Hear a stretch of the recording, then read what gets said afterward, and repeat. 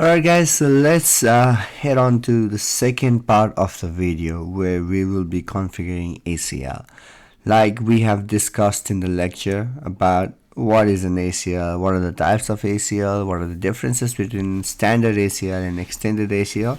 I will just be building up on that now.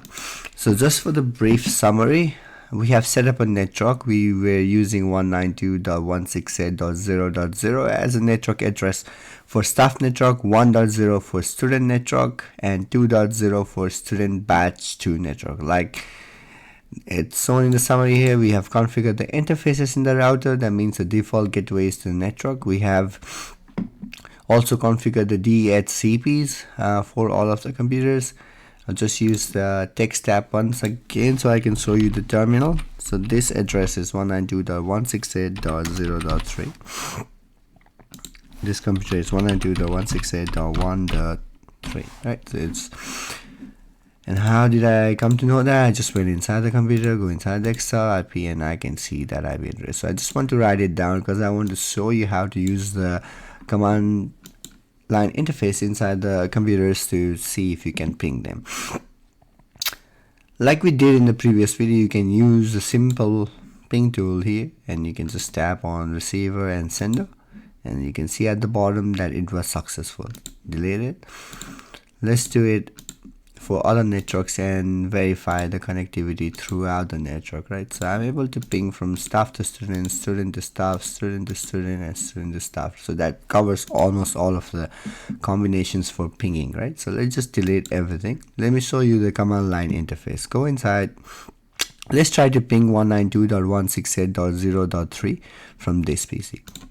Click on that and click on the PC, go inside the command prompt, and it looks something like that. You can use the command ping, right? So I'm trying to ping 192.168.0.3, okay?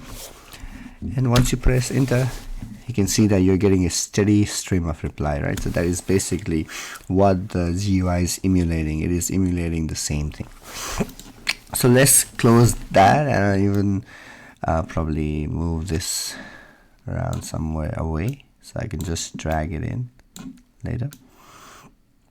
Alright, so that's out of the picture.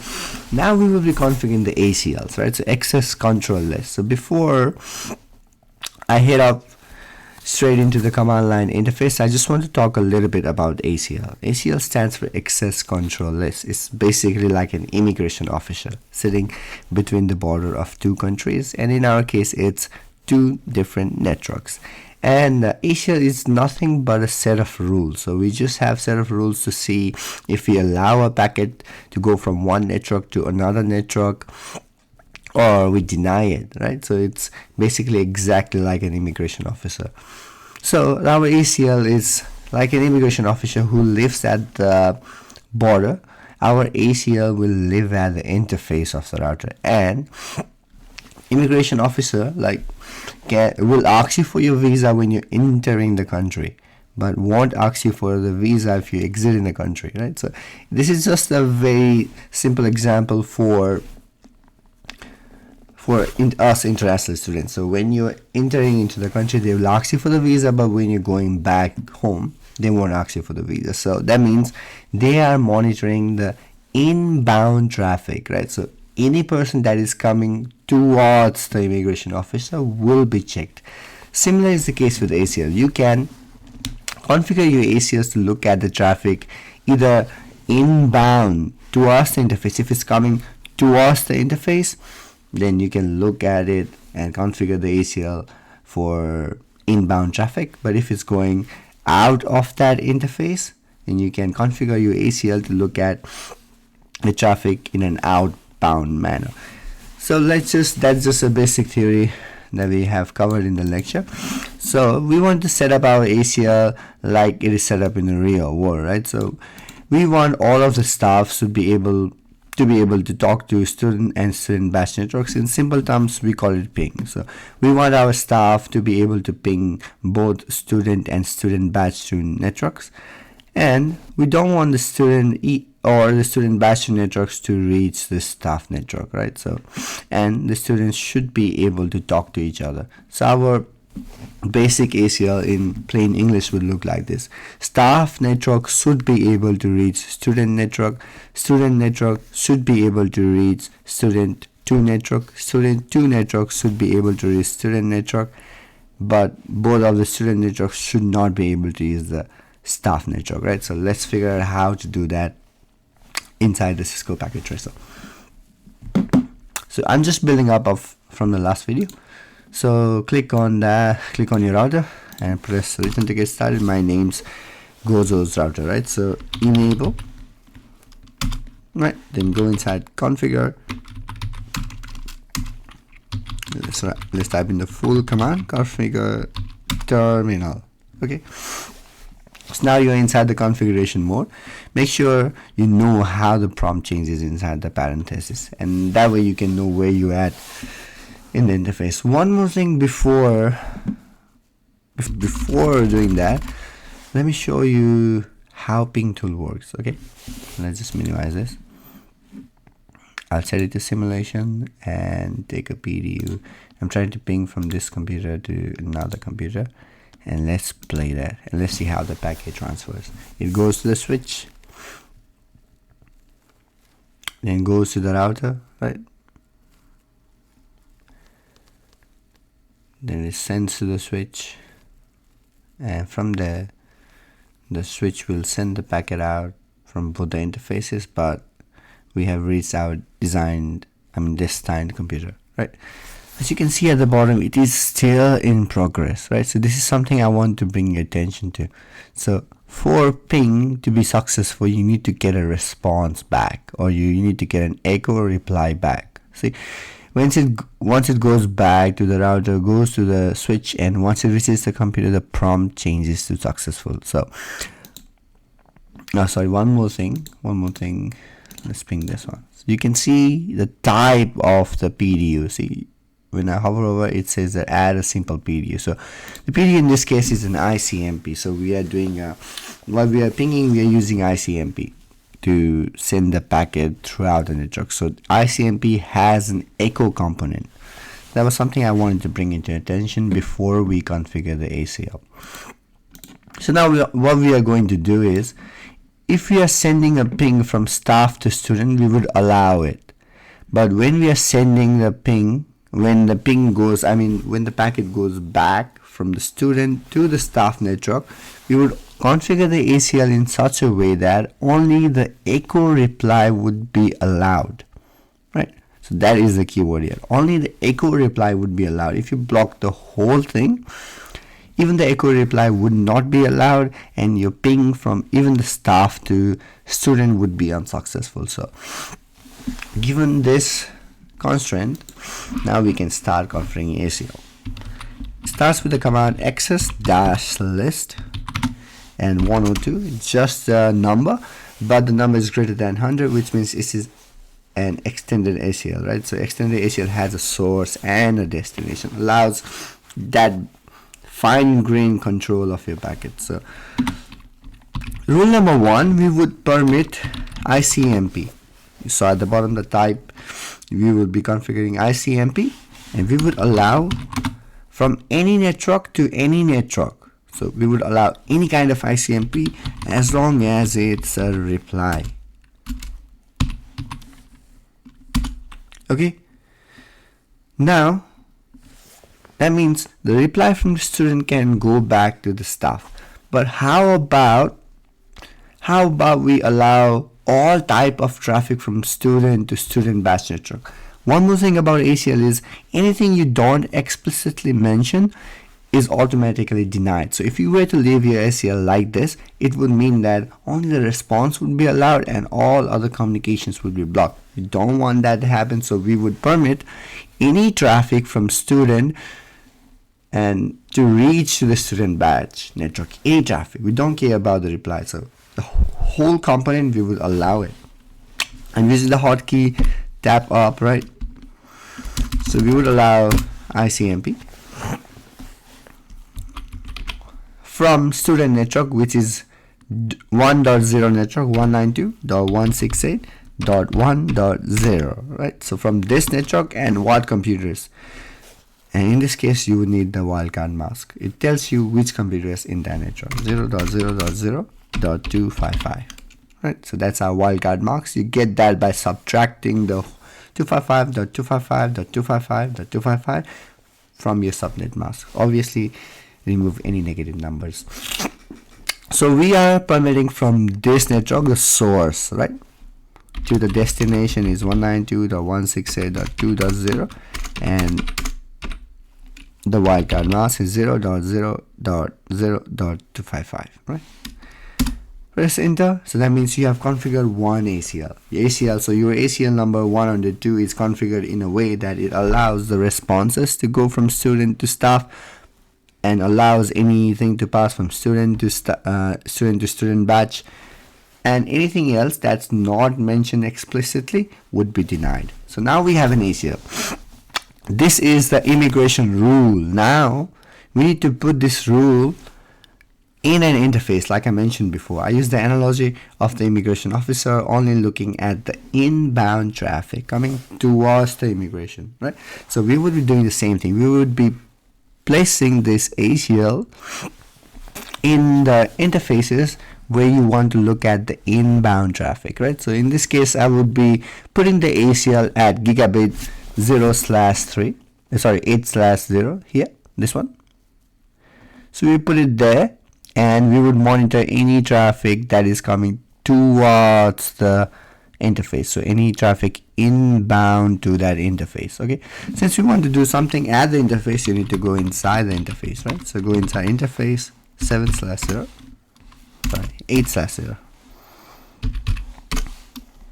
Enter. Now you need to put the ACL IP access group. That's the command. And 102. That is the access list that you're putting in that interface, right? And I've been mentioning this multiple times. We're looking at the inbound traffic. Okay, so we have put that in. So let's exit. Let's just go back to start. Okay, now let's monitor if what we configured was successful or not. I'll just set that to real time. So let's take a simple PDU ICMP. Let's try to reach from staff PC1 to PC3 like we did before. And at the bottom we can see it was successful. So our ACL was designed in a way that staff can reach the students. Obviously this was successful. And we have also designed our ACL in such a way that the students should be able to reach student batch 2. It's successful. If you try to reach from student batch 2 to student network, let's clear that. It's failing, right? So this is something we need to go inside and fix. Let's go inside our ACL, right? So here we have configured our ACL 102 such that it permits any and allows echo replies to anything, right?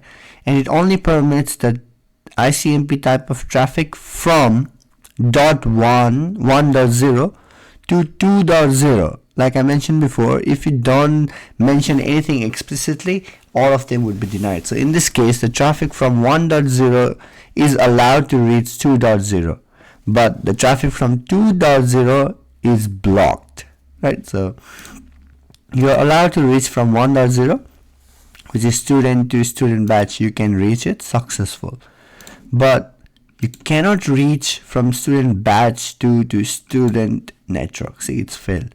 So your ACL needs to be tuned in such a way that it allows all the traffic that you want, so you don't block any traffic that you want to pass through. So let's configure that. Let's fix that up. So enable, right? So now let's go inside our access list. You don't need to do anything, just type access list and add one more line. So now we want to permit all the traffic from student 2 to student network. So traffic from, we are permitting ICMP type of traffic 192.168. Now is the question. We want to allow everything to go from .2 to .1, right? Source .2, any traffic from that source and the wildcard marks allow that traffic from the source to this destination.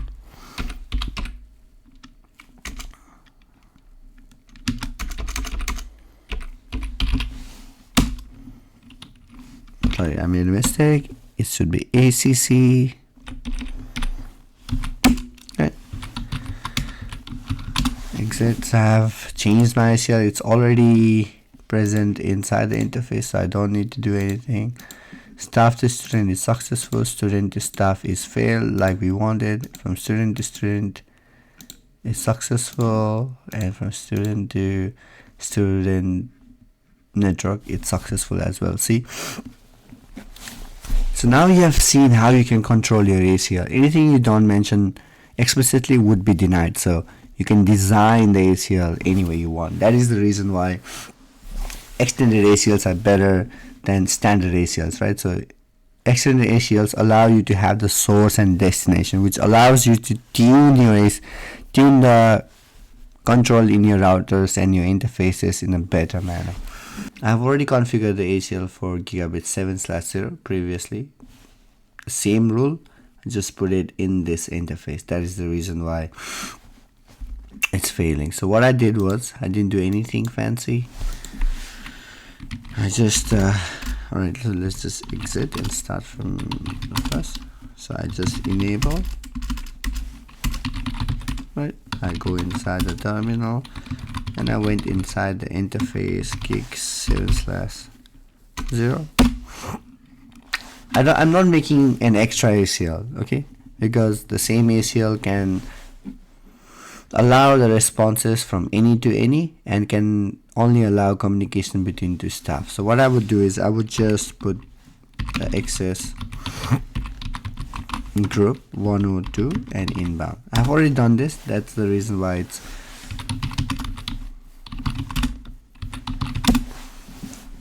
working. So you can just design an ACL and put that in the interface. Okay. One more thing before I let you go.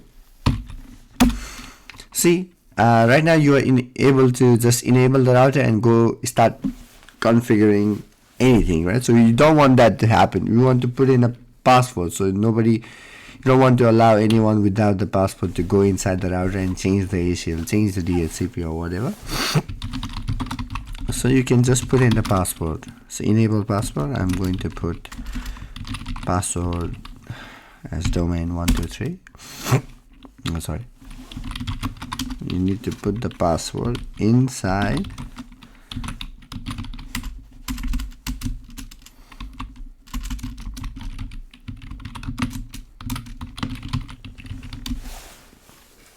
the configuration mode. You need to be inside configuration mode, right?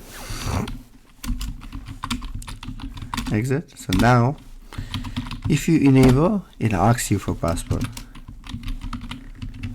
and you are not able to see what you're typing, so you need to know exactly. So I put in domain 123. Now it allows me to go inside the global configuration mode, right? Like I said before you exit, you need to copy your running configuration as the startup configuration, right? That means even if you turn off your router, it should start working. Now let's go back and drag the summary guy here. So over the course of 2 videos, we have covered quite a fair bit of things, but in video number 2 we talked about what are ACLs, how they work, and then we looked at how to configure them, how to add any new rules if the previous one is not enough, right? Then we looked at how to deploy them, right, in the interfaces. So in this video I've shown you how to deploy. I did a deployment at gigabit 8/0. I had already done a deployment at gigabit 7/0. It's the same thing. And you need to look at the network address and the subnet mask. I'm sorry, the wildcard mask. And then that should be enough, I think, guys. These two parts of videos should allow you to do your assessment. Like I said before, this is something. So this is just a sample network. In your assessment, you have 4 networks, so you need to think about where to apply your ACLs, because you need to have one extra network, right? So I hope I have made things clear, but just before you submit your assessment, you can always book in a consultation time, which is tomorrow 5 to 6. Please send me an email and I will be there to help you out. Right, so I'll just stop recording, and good luck for your assessment. I'll see you in next class. Bye.